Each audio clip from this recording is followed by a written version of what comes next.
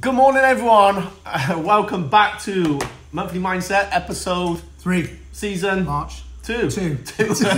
Not season March. Season March, yeah. Season spring. Season spring, yeah. Well, listen, as soon as you're in, please drop in some hearts. I want some hearts today. Yeah, a bit of We love. missed out on the yeah. February thing. And share it and drop a comment in. All right? Absolutely. So today's title is, What Are You Really Doing? What are you really doing? So we're kind of following on from last month. We got special guest Paul Holbrook. Hello. Author and creator That of... is the quietest minute I've ever had in my life. We haven't been able to get a word in, so we're just going to get no. So it's probably me around. So tell us about this book, Paul, quickly. What are you doing? Yeah. Yeah, it's my book. It's his book. It's my business, and I created a book. I did a brand story with a lady called Rachel Savage, and she said in our first session, She's very good. she's ace. Yeah, she's great. She spoke at Robin Stroudnet. She did. Yeah. And in our first session, she said, "You know, there's a book in this, don't you?" And it's like, oh, that's a really great idea. And then went on the shelf. And then a year later, I actually took that idea off the shelf and created the book, which is what you now have in front of you. Fantastic. And so, hey, a question then about writing a book. Because a lot of people say to me about writing stuff. So, how long did it take you to create the book? And sort of, can you give me like a simple process for it? Or was it just like, get it out there on paper and just... No, so there was always the idea that I wanted to create a book. In terms of how long it took to create it, there's that kind of elapsed start to finish. How long did it take? It probably took about a year. Right. Okay. But if you look at how much time it really took within that year, it was probably only about 2 or 3 months. Oh, okay. I would say. Right. And I think the key is if you know what you want to say and you're really passionate about it, it literally just falls out of you onto the page. I self-published. I was inspired by Robin's book, actually. Yeah. Take Your Shot. I think it was really, really good. When we talk about Robin, we're talking about Robin Waite, which is basically how we came together. So Yeah, we've got to shout out. We always got to shout out Robin. It's your fault, fantastic Robin. business coach. Get in touch if you're interested. There you go. But yeah, so I basically had the idea, and I kind of used a process that whenever I was working, in my kind of previous life, when I was working in the city, I wasn't a banker. I'll say that again. I wasn't a banker. He was a coder. I was a coder. I was techie. For a bank. So back then, when I was creating presentations, my process there was that I would start off with a set of slides, high-level slides, and it would just have one word on the slide. And what was it I want to get across in that one slide? And then once I got, let's say, 4 or 5 slides that said, okay, you want to start with this, and then this, and that has to tell a story. And then I'd go to the next level and say, okay, so what are the 3 main points I want to get across in each of those? And I would just put 3 points on them. And very rarely would you ever have to go any deeper than that in a presentation. I did exactly the same thing with the book. So I started off with what I wanted to get from the book. Then I had these 3 main chapters that I wanted to cover: the initial diary detox, the weekly diary detox, and the spot diary detox. And then within that, I thought, that looks okay. And then I went down to the next level and so on. So I think it's about having a really good outline. And I use Microsoft Word, and I use something called Outline View. And Outline View allows you to shrink all of the information underneath each of the sections, so you can just see the section headers. And at every single point, you can just move stuff around, and it just makes sense as an overall journey through the book. That made a massive difference to me. So that's you set your structure out through that way, and then everything else sort of evolved out of that. Yeah, and that was it. As soon as the structure's there, and as soon as you look at it and go, yeah, if I could fill out each of those, that would be where I want it to go. It's amazing how quick it is to fill out the bits. Right. Because it's like, well, I can talk about that really easily, and off you go. So, I'm going, mate. Sorry. No, you go on, go for it. Yeah. Who is this book gonna help? So that book is, well, it says it in the book. That is designed for anybody who thinks that the only thing standing between them and being successful at work is having enough time. Right. Which is pretty much everybody. Yeah, so you came about this because you found people were saying when you needed some... Because is this... Spoiler alert. So when we went back into... Was this when you was working in the city, or was this when you went into business? So I think probably the experience came from working in the city, because you see it everywhere. Managers in particular, are really bad at helping their people get better with their own time. Yeah. And they were never taught it. I learnt my approach to dealing with time from my manager, and they learnt it from their manager. And they weren't taught it either. Sorry, Paul, but do you think there's like a culture of like, oh, I got to be busy? Yeah, of course. So it's kind of a bit like, I got to hustle, I got to be busy, I got to be doing this, I got to be seen to be doing something. So we over... Tell you a little story. When I had one job, I'm not going to mention who it was with, but I was told to always walk around with a piece of paper in my hand. Right. Really? Yeah. So you're perceived to be working? Exactly, yeah. How rubbish is that? Oh, that is rubbish. So, in that case, I'd be sitting there going, what are you doing? Now you see why the book's called that. Right. Yeah. So it came about, so when I left the city after 20 years, I eventually realised I didn't want to be there anymore. And I did see the damage that managers were doing to their people, and I wanted to help change it. I wanted to create a world of better led people. And so as I created this business, which isn't the business I now run, it was actually a coaching business called Tripodicus, because Tripod was my nickname at school. But that's a whole different episode, and it's nothing to do with that. So as I started my business, and it was about leadership coaching, it was about helping people be better at what they do. People kept saying to me, look, sounds really interesting, but I just haven't got any time to talk to you, I'm too busy. And I thought, how could you be too busy to talk about leadership? I mean, that's probably one of the most important things to talk about. And so I thought, well, I'm not sure if they're really saying this because they mean it, or whether they are... whether they're just saying it as an insincere objection, just trying to get rid of me. Yeah. You know, I'm too busy, I can't do that. So I remembered back to when I was working in the city, and at my peak I was running a division of 350 people, and often people there would say they were too busy. And I had this little two-step process that I would take them through that showed them, yeah, they were too busy, but they were too busy because they were doing a lot of stuff they didn't really need to do, but they convinced themselves they did. And so as I started my business and people said they were too busy, I said, well, how about I give you back some time and then we'll use it to talk about this. And I half expected them to say, yeah, all right, no, I just don't want to know. I was just saying I was busy just to get rid of you. But they didn't. They said, how the hell are you going to give me back more time? And I thought, oh. And so for the next 3 months, I used that little two-step process, and I got to see two things. I got to see what was inside their diary, which in itself was quite enlightening. But the most important thing is I got to hear the reasons they gave for what was in their diary. And I sat there and thought, oh my God, you don't need to do that. You don't see it. But I can't tell people. I can't say, well, get rid of that and get rid of it. Because you'll say, well, what do you know? I need to get a way of you finding it for yourself and seeing it for yourself. So I added 3 more steps onto the first 2, and that became the 5-step diary detox, which is now embodied in the book. Right. And it's more in the book now, though, isn't it? Really? Yeah, well, I mean, the book is only really recent. I mean, the book was only released last November. I mean, this journey... Because you're coaching people on it. So it's not just like, oh, here's the book.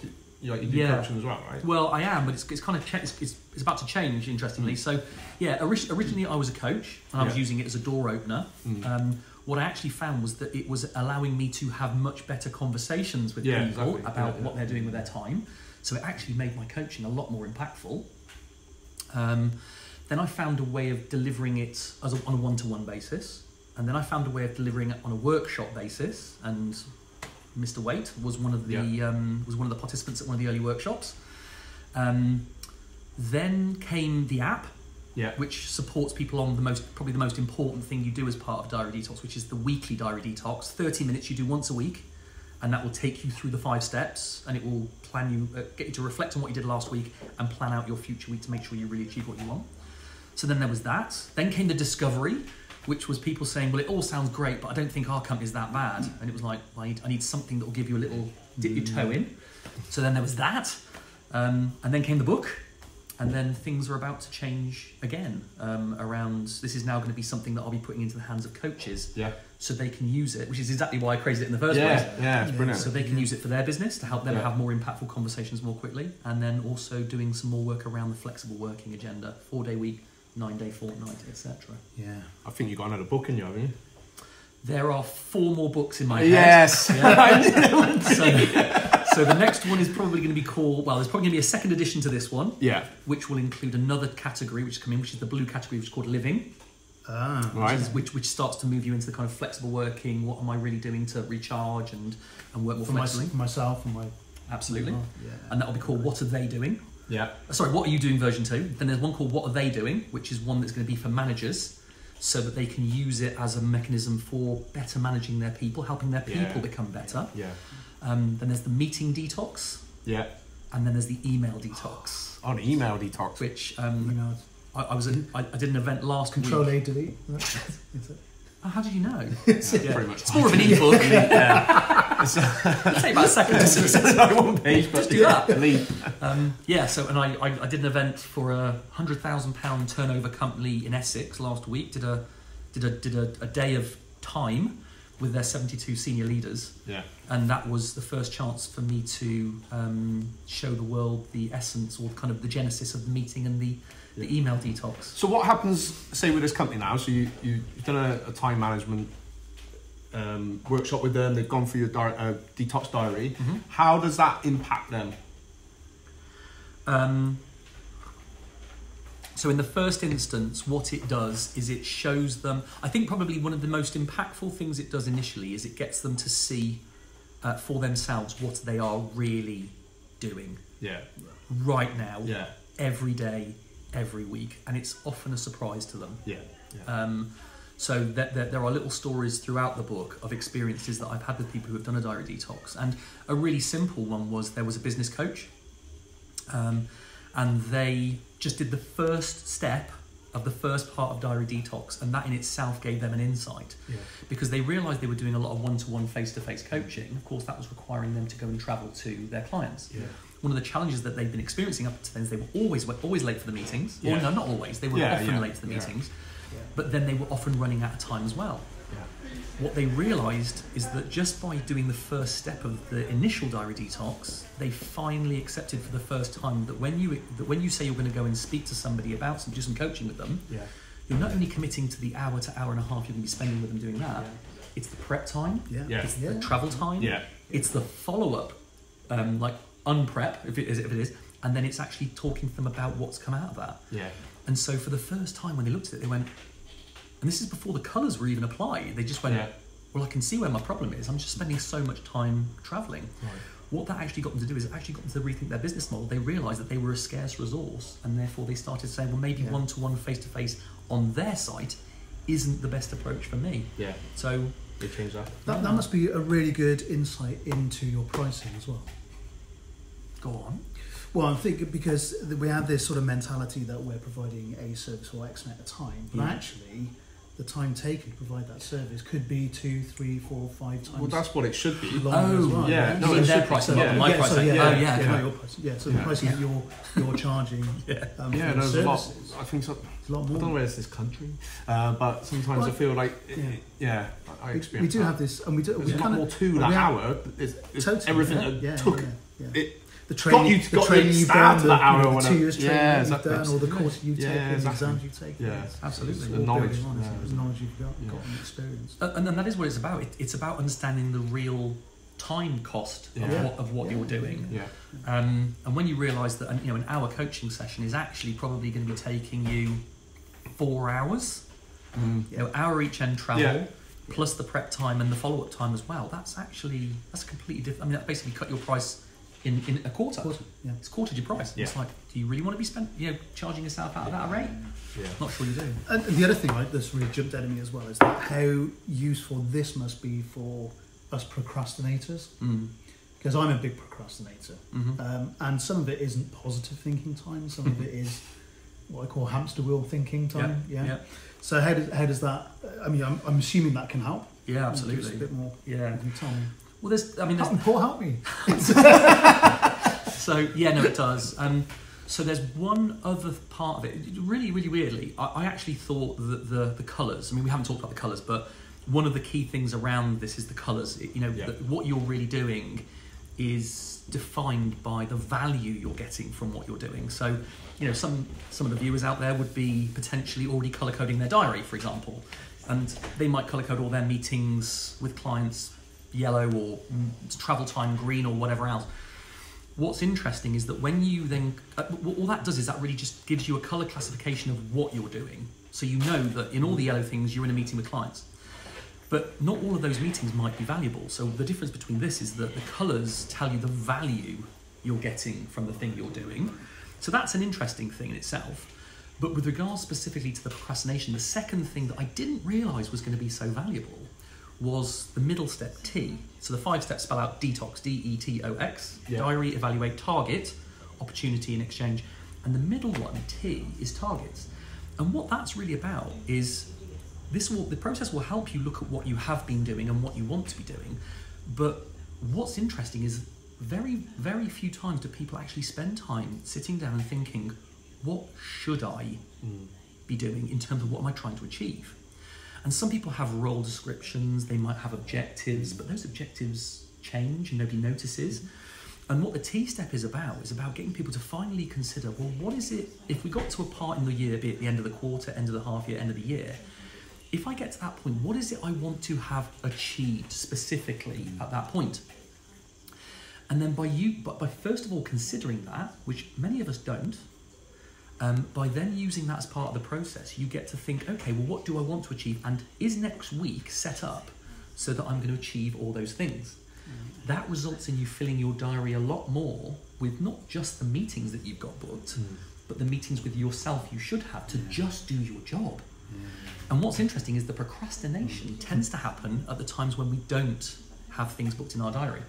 Yep. So this has the effect of filling your diary more so that you are spending it, not procrastinating, doing things that are actually targeted towards your targets. There you go. Yeah. Makes sense. I'm going to go next. I'm going to go and read the book. You're going to go. I like it. I like this tagline here. I don't know if you said about the uncomfortable truth about how you crossed out, spend, waste your time at work. Yeah. But we all do it. Absolutely. We all do it. There's a funny little story about that. So about 2 weeks before I published the book, it wasn't called that. Right. It was actually called The Diary Detox. Yeah. Okay. And Rachel, who I mentioned earlier, the brand story lady, I told her, and she said, "Oh." I went, "What?" She said, "Well, I didn't think you were going to call it that." And I went, "What?" She went, "Well, look at your brand story." So I looked at my brand story, and the tagline from my business is, "What are you doing?" Yeah. And I went, "Oh, that's a really good idea." So I put that on there. But I thought, with most books, you have the title of the book and then you have this like subtitle. Yeah. And I thought, what can mine be? It's got to be something that kind of confounds expectations. And I was sat in a little restaurant with my wife in Cornwall on a Friday, and she was having a conference call. We'd made a kind of early start to the weekend, and I was playing with my iPad, and I had this "What are you doing?" and I'd written down a few things, and I just wrote down the uncomfortable truth about how you spend time at work. And then I turned it round to her and she went, "Not sure." And she pointed at the word "spend," and I thought, "spend." And I literally crossed it out and wrote the word "waste." And at that point, she was on her phone, she went, and at that point, that is actually the word that I wrote when I had that realization. Okay. So I cut and pasted it on there, and it became the uncomfortable truth about how you waste time at work. Because we are wasting a lot more than we really believe. And does this like... and we all got the same 24 hours in the day, right? We do. Speak for yourself. No. We do. But this ties over into personal life as well, right? So absolutely. So do you colour code, like would someone colour code it out like after work, or is it so you got the extra time and not staying behind extra hours to get stuff done or whatever? That's a good question. I mean, when I first created it, no, I didn't. Yeah. And I used to. So if I did something non-work related during the work day, I would have traditionally coloured it brown. And brown, for any that doesn't know, is something I call floating, which is where you're not adding value in terms of what your role is. And I've been doing that, and I've been kind of okay with doing that. But there was something that was still not sitting quite as comfortably with me. And then towards the latter half of last year, it was my wedding anniversary, mine and my wife's, and I wanted to take her away to do something in an afternoon. And I normally would be working. So I put this kind of 3-hour slot in. We went to a spa in Bath, and I basically put wedding anniversary, Bath, and I coloured it brown. And I sat there and went, I don't like that, because the concept about brown behaviour, I call it, is that you're supposed to get rid of it. Yeah. But I don't want to get rid of that. I want it in there. That is value. It's my personal life, not to my role. And so I thought to myself, okay, so I need something else. And I'd noticed that when I first inserted it, I use an Apple calendar for my calendar mostly. And the default colour that Apple uses when you insert any meeting is blue. And blue happens to be my favourite colour. And so I thought, maybe there's another category here, which isn't work related, it's more personal. And so I created something called blue behaviour, which is called living. Right. And then, but what was really, and the reason, that was just a little thing I did for myself, but it was what happened that day that made me go, oh, there's something in this, which is that I kind of realised, hang on a minute, when I went and did that, normally if I'd gone and done like a nativity play and I should have been working, there'd have been a little bit of a twinge. I work for myself, so I don't need permission from anybody. That's right. But there was still a little twinge. Yeah. You should be working, you should be working. Yeah. By putting that blue bit in and by moving everything else that was in its place to elsewhere, I was cool. And I came back and went, oh, this is about giving yourself permission to do work outside normal working hours. And so, that's now become... I've got to admit, that's probably one of the hardest things I've found. And it's because, I want to be, say, at a school play and have that time, and I need to be there. And then I think, but I got all these... So by blocking that time out and making that self-care is so important, because I always end up telling people this. It's the old oxygen mask, right?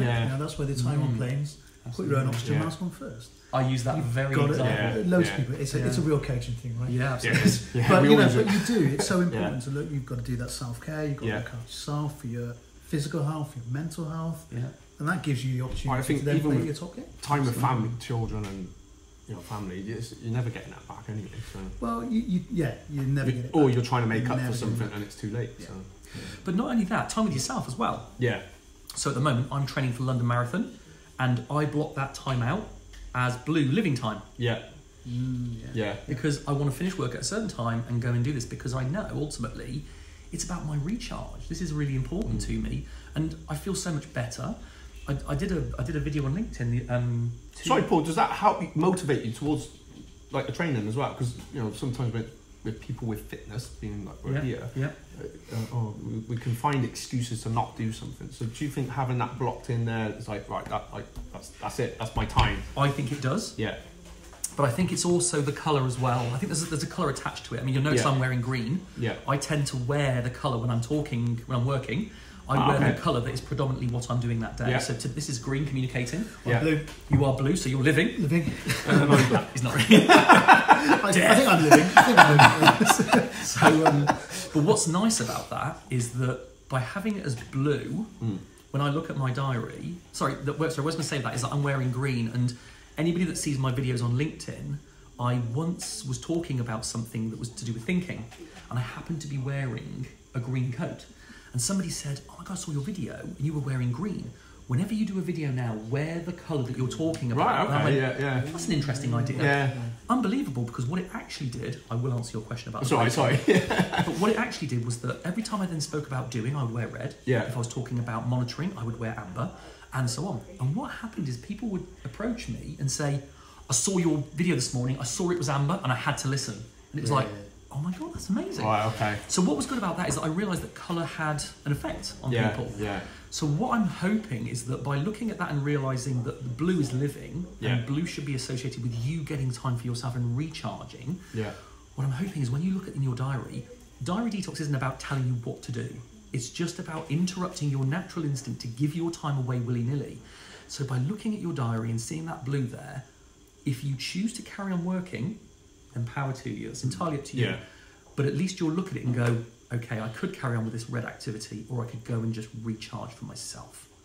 And that is a conscious decision you'll be making because you've seen that colour. Yeah. So I think, it does have that effect of incentivising, not just by blocking out the time, but by making that time stand out in some way is important. There's that good subconscious shift, isn't there? Yeah, I think there is. Yeah, it certainly works for me. I agree with that. Yeah. So we basically, it's given more of a plan to whatever your plans are, I guess. To do whatever's most important to you, and that's the targets. And it's so... I mean, interestingly, I would say, I know I said that the two most important things were the colours and the targets. Yeah. If somebody were to ask me what is the most important aspect of those two, Q. Paul, what is the most important thing? I'll tell you what it is. I thought it was... It's not the colours. It's a psychic link-up. Yeah, it was broken. The link was down. So, completely unrehearsed. So you can tell. Do you know when you talked about the hypnosis earlier? Yeah. That's where I was. You were zoned out. Yeah, I was thinking about the next question, but you totally threw me off. Sorry, man. That's all right. Trance states. But to answer that question that was never asked... We'll edit that out. Yeah. It was... it's actually, we won't. It's not the colours, it's the targets. Yeah, It's amazing how just spending some time, and in the weekly detox, probably only about 5 minutes is spent on the T-step thinking about your targets. But just spending that time is amazing because you look at it and go, actually, what am I looking to achieve at the moment? Yeah. And just having that, even if your week next week gets completely blown out of the water, just having that 30 minutes and more specifically that 5 minutes to think about your targets is so powerful. Because if it doesn't get blown out of the water with interruptions, you've spent some really good time thinking about what you want to get done. Yeah. It's so powerful. When you know where you want to go, it's a lot easier to get there. Yeah. Absolutely, yeah. I think similar to what Paul Holmes take that time out to have strategize every week. Absolutely, Yeah, and so that would be green behaviour, that bit, because that's thinking about where am I going with this? What's my vision? What's my strategy? Yeah. So all the same stuff. Cool. Listen, thank you for coming in. You're welcome. Yeah, it's talked so passionately. Thank you. I was on the edge of our seats. Paul's book is available. That's all good. No, it's not. It's available on Amazon. So it's Amazon. It's a paperback. Cool. It's a Kindle, and it's an audio book. Are you speaking? I am speaking. I'm really sorry about that. A friend of mine bought it, and he went, hang on a minute, are you the narrator? This is going to be weird. But I think books, when it's read by the author, are so much better. And you can speed it up for fun. Yeah. So that's why I did it. Yeah, Donald Duck. But all of the proceeds are going to charity for the next year. I'm doing the London Classic. Right. London Marathon, Ride London and Swim Serpentine. And what's your charity? So the one for London Marathon is Guide Dogs. Nice. Yeah. The one for Ride London is going to be pancreatic cancer. And the one for Swim Serpentine is going to either be Mind or Calm, the campaign against living miserably. Sure. Brilliant. Excellent. Brilliant. Look, apply for somebody who needs it. And if someone wants to get you in for coaching how to... Was it accredited to you? Accredited to Diary Detox? Well, the accreditation for coaches, that isn't happening yet. That'll be happening very soon. All of it is on diarydetox.com. Yeah. But if a company thought, well, you know, maybe we could get some benefit out of this if they're not getting the best from their people, out of the crazy number of hours that they're spending, the best thing to do is have what I call a discovery. It's a free session. Come and do it for an hour. And it gives people a very, very interesting insight to what's happening in their company. Better hurry up, because your calendar's going to be very full from what you were telling me just before we went on air, but I'm not going to say too much about it, so let's see. Best get in fast. So your calendar is full. Right? It's supposed to be full. It's supposed to be full. Yeah. Someone was listening. Yeah.